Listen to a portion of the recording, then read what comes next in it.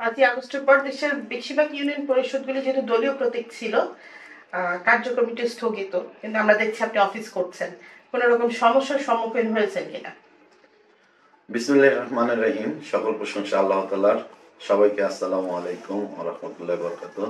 সবাই ভালো আছেন ইনশাআল্লাহ। 5ই আগস্ট দেশের যে অবস্থা, দেশের পরিবর্তনের প্রেক্ষিতে ইনশাআল্লাহ আমার ব্যক্তি ইউনিয়ন খুব ভালো এবং সুন্দর, সুষ্ঠ, ঝঞ্ঝাট মুক্ত, ঝামেলা মুক্ত আছে।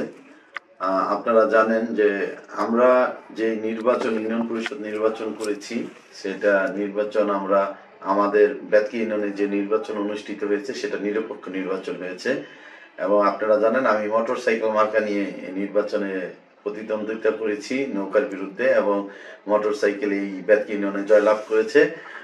বেতকি ইউনিয়নের মানুষ সবাই শান্তিপ্রিয়, এবং 5ই আগস্টের এই ফ্যাসিস্ট সরকারের পতনের পর আমাদের দেশের বিভিন্ন অন্যান্য জায়গার অবস্থা থেকে আমাদের বেতকি ইউনিয়নের অবস্থা অত্যন্ত ভালো, এবং আমার ইউনিয়ন পরিষদে কার্যক্রম চালানোর জন্য কোনো ঝামেলা এবং ঝঞ্ঝাটে পড়তে হয় নাই। এবং আমরা আগেও বেতকি ইউনিয়নকে সুন্দরভাবে পরিচালনা করছি, এবং 5 তারিখের পরও আমরা বেতকি ইউনিয়নকে ইনশাল্লাহ জনকল্যাণে, মানুষের কল্যাণে এগিয়ে নিয়ে যাচ্ছি। যেহেতু আপনার 9টা ওয়ার্ড এবং এই 9টা ওয়ার্ডের দায়িত্বে আছেন ইউপি সদস্য, তারা আসলে সবাই কাজ করতে পারছেন না? কিছু ওয়ার্ডের হয়তো সমস্যা হচ্ছে, এরকম কিছু আপনার কাছে? না, ইনশাল্লাহ আমার বেতকি ইউনিয়নে 9টা ওয়ার্ডে ইউপি সদস্য আছে এবং মহিলা সদস্য সংরক্ষিত আসনে আছে। ওনারা সবাই অ্যাক্টিভ আছেন, ওনারা সবাই কার্যক্রম চালাই যাচ্ছেন। সব মেম্বাররা উপস্থিত আছেন। কালকেও আমি মাসিক মিটিং করেছি, সব মেম্বাররা উপস্থিত ছিল। আমরা দেখেছি যে 5ই আগস্টের পর বিভিন্ন ইউনিয়নের বাজার কমিটি, স্ট্যান্ড কমিটি বা অন্য যে কমিটিগুলি, স্কুল কমিটি, এগুলিতে একটু পরিবর্তন এসেছে। আপনার যদি ইউনিয়নে এসে থাকে পরিবর্তনটা, সেটা কি ক্ষেত্রে আসলে পরিবর্তনটা করেছেন বলে আপনি মনে করেন?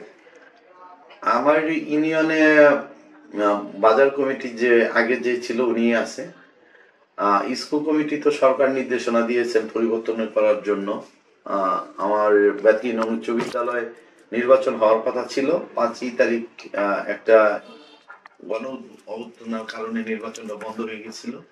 এখন সরকারের নির্দেশনা অনুযায়ী সেখানে একটা কমিটি, আহ্বায়ক কমিটি করা হবে আমার জানা মতে আর কি।